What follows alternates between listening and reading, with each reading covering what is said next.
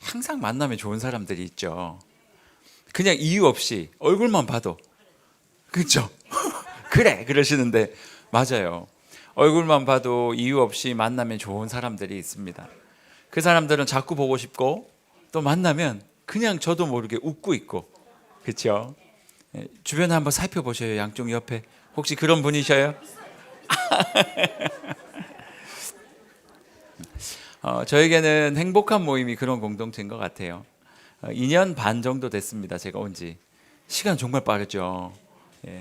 2년 반 정도가 되었는데 참 너무 감사하게도 우리 집사님들, 권사님들, 장로님들이 그냥 보기만 하면 웃어주시고 보기만 하면 좋아해 주시고, 제가 그 어떤 공동체에서 받지 못했던 큰 사랑을 여기만 오면 매주 충전이 되는 것 같아요.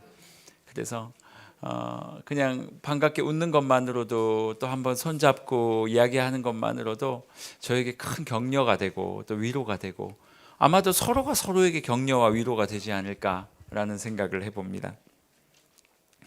그래요. 이런 공동체가 있는 것은 정말 행복한 것 같습니다. 사람에게는 공동체가 너무 중요하거든요. 그래서 내가 힘들고 어려울 때 내가 갈 수 있는 공동체, 내가 무언가를 나눌 수 있는 공동체가 있다는 것이 우리에게 가장 큰 복이고 가장 큰 기쁨이 아닐까 생각합니다. 우리 행복한 모임에 나오시는 모든 분들이 그런 이야기들 많이 하셔요. 행복한 모임이 있어서 좋다. 이곳에 올 수 있어서 너무 좋다. 그리고 방학은 싫다. 수많은 분들이 그런 말씀을 하시는데 어쨌든 좋습니다. 오늘 우리가 읽었던 이 다윗이라는 이 시를 지은 사람이 다윗인데요. 이 다윗의 고백이 그렇습니다. 이렇게 말하고 있어요. 12절인데요.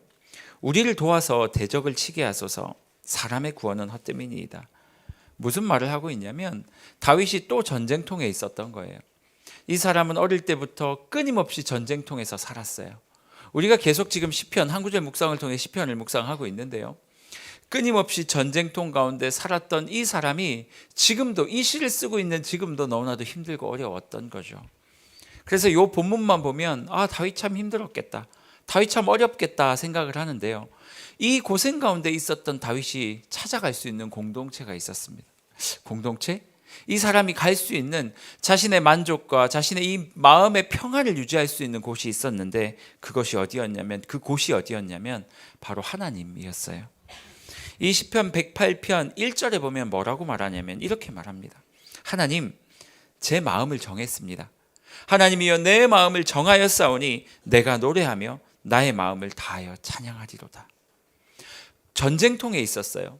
총알이 날아오고, 물론 이때 총알은 없었겠지만 창이 날아오고 활이 날아오고 자신의 목숨을 위협하는 수많은 상황이었음에도 불구하고 다윗은 하나님께 나아가서 뭐라고 말했냐면 하나님, 제가 마음을 정했어요. 너무 지금 현장은 어렵지만 내가 살고 있는 현실은 너무 아프고 힘든데요. 그래도 제가 마음을 정했어요. 어떻게 정했냐면 저는 하나님을 향해서 노래하고 하나님을 찬양하고 기도할 겁니다. 왜 그렇습니까? 하나님께만 가면 자신의 모든 문제가 해결되니까요. 하나님께만 가면 나에게 평안이 찾아오니까요. 사랑하는 성도님들, 여러분들도 혹시 그러십니까? 하나님께 가면 찾아오십니까? 아니면 딴 데 가서 찾습니까? 멍뚱한 데서 찾는 거 아니세요? 이거는 약주요, 인삼 막걸리, 그게 그렇게 유명하다면서요? 혹시 그 주님을 찾아가는 건 아니세요? 내가 힘들고 어려울 때마다 그 주님을 한 잔 들이키고 나면 내 마음이 평안이 찾아오더라. 그렇지 않죠. 여러분, 하나님과 내가 만나면 그곳이 뭐가 되냐면 공동체가 되는 거예요. 둘 이상 모였으니까. 나 혼자 있으면 개인이지만 하나님과 만나면 그것이 공동체가 되는 거예요. 그리고 그 공동체 안에서 나의 모든 아픔과 슬픔을 주님 앞에 내려놓고 그 하나님으로 말미암아 회복되고 위로를 경험하는 거, 이게 하나님께서 우리에게 주고 싶은 공동체란 말입니다. 그리고 그 공동체가 우리의 눈앞에 현실로 이루어진 곳이 바로 행복한 모임입니다. 여러분, 이 행복한 모임이 그런 모임 됐으면 좋겠어요. 올 때마다 격려받고 올 때마다 위로받고, 맨날 올 때마다 싸우고 하면 안 되죠. 올 때 격려를 받아야 되는데 오면 아우, 어울리지도 않는 색깔이 입고 왔어. 안 어울리는 색깔이 어디 있어요? 내가 입으면 그게 나한테 어울리는 거죠. 그렇죠? 여러분, 만날 때마다 격려가 되고 만날 때마다 힘이 되는 공동체, 그 공동체를 하나님께서 우리에게 주셨고요.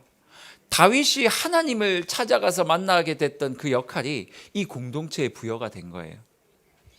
하나님께서는 이번 2025년 1학기를 그렇게 사용해 주셨을 줄로 믿습니다. 이곳에서 많은 은혜를 받으셨을 줄 믿어요. 그런데 문제는 방학이에요. 몇 분이 저한테 얘기하셨어요. 목사님, 방학이 너무 길어요. 맞아요. 제가 생각해도 좀 길어요. 목사님, 좋은 아이디어가 있어요. 제가 좀 각색해서 얘기하는 거예요. 뭔데요? 방학을 없애면 돼요. 여러분, 방학이 없어지면 선생님들도 같이 없어져요. 우리 선생님들, 또 우리 식당팀 진짜 한 학기 동안 너무 애쓰셨거든요. 배식팀 뭐 누구 하나 할 것 없이, 우리 찬양팀도 그렇고 누구 하나 할 것 없이 정말 하나님의 교회와 또 우리 믿음의 선배님들을 섬기기 위해서 정말 애쓰셨어요. 그리고 그들에게도 쉼은 필요해요. 그래서 쉬었다가 2학기 때 또 나와라 그럼 나오실 거예요. 왜냐하면 여러분들이 보고 싶다 그러시더라고요. 그래서 2학기 때 또 나오셔요. 그래서 열심히 2학기가 끝날 때쯤 되면 보고 싶긴 한데 힘들어요. 그럼 그때 또 방학이 있는 거예요. 그래서 이렇게 물결치듯이 이 사이클에 맞춰서 우리 공동체가 아름답게 가는 거거든요. 그럼 목사님, 방학 때 우리는 어떻게 할 거예요? 우리 공동체가 없어서 내가 힘들 때는 어떻게 하라고요? 제가 오늘 그 비법을 알려드릴 거예요. 오늘 설교는 짧게 할 거예요. 왜냐하면 뒤에 뭐 할 게 많아요. 그 비법 첫 번째가 뭐냐면 기도와 찬양을 놓지 않는 거예요. 다윗이 그랬던 것처럼 끊임없이 노래하고 끊임없이 하나님 앞에 기도하는 거, 그것이 우리의 삶에 있으면 하나님께서 영적인 만족을 주신단 말이에요. 목사님, 그러면 집에서 맨날 기도와 찬양만 하라고요? 그것도 아니죠. 그래서 여러분들께 첫 번째 결단은 뭐냐면 기도와 찬양하고 예배하는 이것에 소홀하지 마시기를 바라는 것이 첫 번째고요. 다윗이 힘들 때 하나님을 찾아갔던 것처럼 여러분들도 예배를 통해 하나님을 찾아가는 거예요. 두 번째, 여러분에게 요구하고 싶은 게 있어요. 그건 뭐냐면 모이세요. 그럼 선생님이 모아주나요? 아니요, 선생님 빼고 모이세요. 선생님들이 안 모아줄 거예요. 제가 모으지 말라 그랬어요, 선생님들한테. 선생님들이 안 계셔도 우리는 드림센터를 찾아올 수 있잖아요. 선생님이 없어도 우리는 모일 수 있어요. 그들에게 의존할 필요 없이 이 공동체가 모이고 싶은 만큼 모이세요. 방학이니까 모이면 안 됩니다, 이거 하는 거 아니니까. 모이시고 싶을 때 그 대신 비 많이 오는 날은 나오지 마시고요. 제가 그냥 혼자 꿈을 꾸는 게 뭐냐면 드림센터에 오면 우리 행복한 모임으로 말미암아 드림센터가 북적북적한 거예요. 아니, 오늘 행모 있어요? 예. 방학했다고 들었는데 전체 모임은 없는데 우리끼리 모임은 있어요. 그래서 여러분, 모이셔서 맛있는 식사도 하시고요. 그 쓴 코피도 좀 마시고요. 모여서 이야기도 나누고, 총무님 있잖아요. 아니면 누구라도 주도하셔요. 그래서 우리 이번 주에 한번 모일까? 다음 주에도 모일까? 다다음 주에도 모일까? 매주 모이라는 얘기는 아니지만 이곳에 나와서 여러분들 스스로 여러분들 주도하에 그 공동체를 만들어 가시는 거예요. 참 희한하죠? 다 오실 수 있는데 교회에서 모아드리는 모임 외에는 잘 못하시는 것 같아서 그것도 전 이상한 거예요. 행모로 모아주세요 그럼 잘 오시는데 알아서 모이세요 그러면 못 모이시는 거예요. 그러지 마시고, 근데 지난번에 보니까 잘 모이시긴 하더라고요. 그래서 여러분, 행복한 모임이라는 이름 하에서 여러분들 방학 때 모이셔요. 그래서 공동체를 만드세요. 그리고 그 안에서 서로 위로하고 격려하고, 다윗이 그랬던 것처럼 힘들고 어려운 아픔이 있을 때마다 그들에게 하나님의 사랑과 하나님의 은혜를 좀 나누시고, 그러면서 방학 2달 후딱 갈 거예요. 그러니 방학 때요, 예배하는 것을 게으리하지 마시고, 두 번째, 모이기에 힘쓰는 행복한 모임 되었으면 좋겠습니다. 여러분, 한 가지 더 부탁드리면요, 여러분들과 또 우리 공동체를 위해서 애써 주셨던 분들을 위해서 기도도 하시지만 그분들을 좀 격려하셨으면 좋겠어요.